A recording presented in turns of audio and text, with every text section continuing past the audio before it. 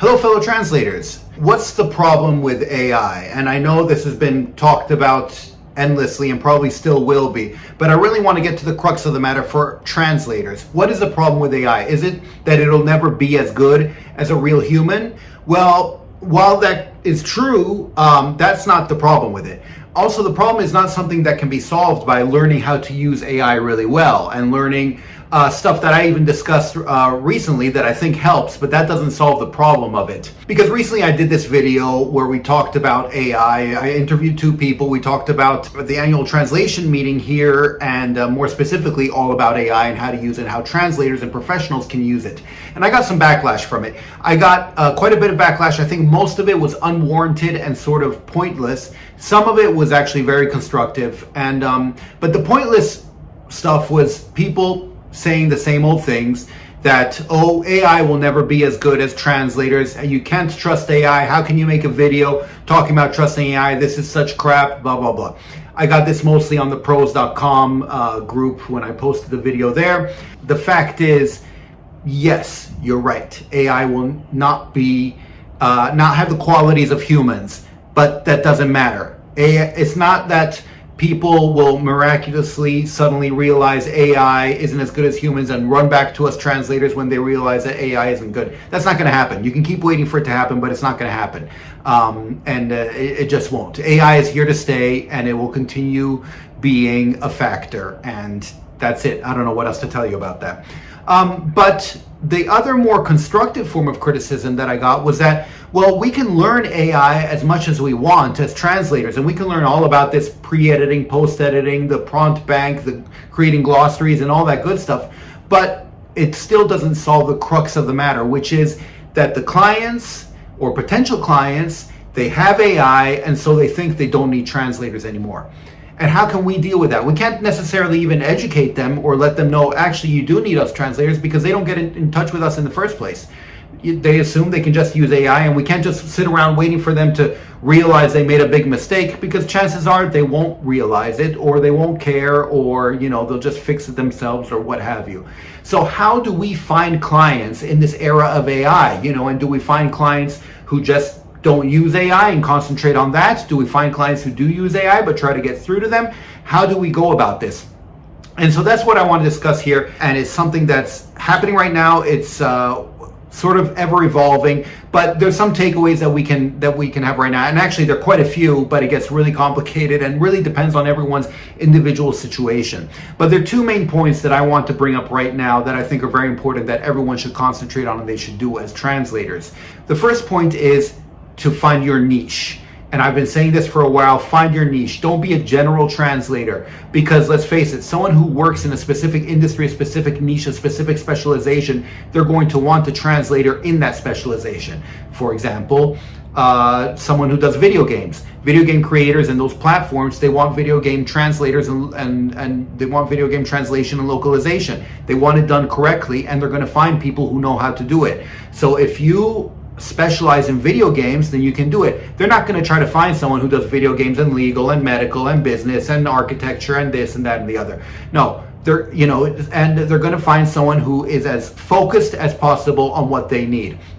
And this goes for pretty much any field or specialization where people concentrate in that specialization: medical, legal, literary, what have you. My recommendation is always to niche as much as you can in order to become the best in the world at it. Let's say you have a very rare language combination, well, then you can keep your specialization a bit more general, right? But if you have a very common language combination, you're going to have to niche it even more. So much so that you feel you can become the best in the world at it, whatever that might mean to you. And that way you can focus on clients who are looking for that specific niche, and you can sort of corner the market. Anyway, that's what I feel your goal should be. At the beginning, obviously, you're going to be a bit more broad, but as you focus, you need to focus on your niche, and now more than ever and more quickly than ever, you need to do that. The second point that I want to bring up, I don't want to talk too much here.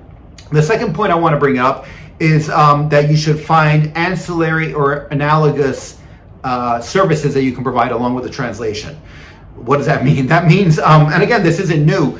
This means that anytime someone needs a translation, it's because something else is going on as well, right? they have a new client, or they're entering a new market, or they're importing, or they're exporting, or they're dealing with issues with a client in another country, or whatever it might be. Whatever that situation, see how you can help out with them. Now, the first example that I saw of this was actually pre-AI. This was, and I've talked about it before on this channel, this was probably 10 years ago or so. And this French or English to French translator that I know, he did financial English to French translation mostly. And he was contacted by clients, say, look, can you translate these financial statements into French? And he's like, yeah, sure. He's like, but the client asked, can you make sure that they adhere to the accounting standards in France? And he wasn't sure he could do that. He's like, I can translate everything and make sure the terminology is right, but I'm not sure about adhering to these specific standards. But he knew, not an actuary, basically a tax accountant in France. And so he's like, let's see if I can make this work out. He got in touch with this tax accountant and said, look, if I translate this, can you make sure that it adheres to the standards? And can you think you can do this? And he said, yeah, and kind of gave a price for it. So the translator went back to the client and said, look, I can get it done, but it's going to cost, quite a bit. And the client said, yeah, sure, do it. As long as we don't have to deal with it and we know it's done correctly, just do it. And that sort of became this, as far as I know, to this day, that's what this guy concentrates on. Anyway, all that's to say, whether you need to partner with someone else or you can do it yourself, if you can provide that extra something that your client needs, then it can take you a long way. And this will be a lot easier once you've already niched. And once you've found your niche, you'll realize that these clients probably all need the same thing along with a translation, whether it be market research, whether it be finding a distributor, whether it be, collation and certification of certain documents or whatever it might be.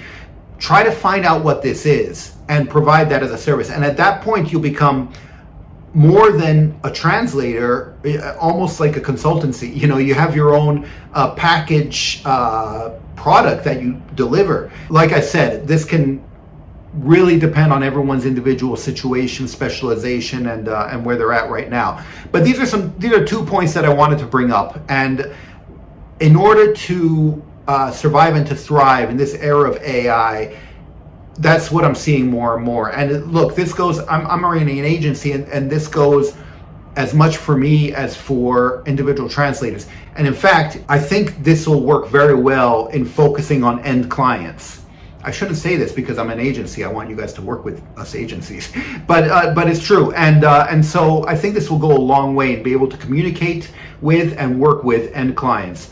So keep this in mind, and yeah, feel free to let me know if you have any other thoughts. I kind of want to organize all my thoughts in all the different various scenarios, situations in which translators can confront or can find clients in this new era of AI, and maybe make something a bit more organized. I kind of want to do an addendum or an addition to the course that I offer, focusing on this.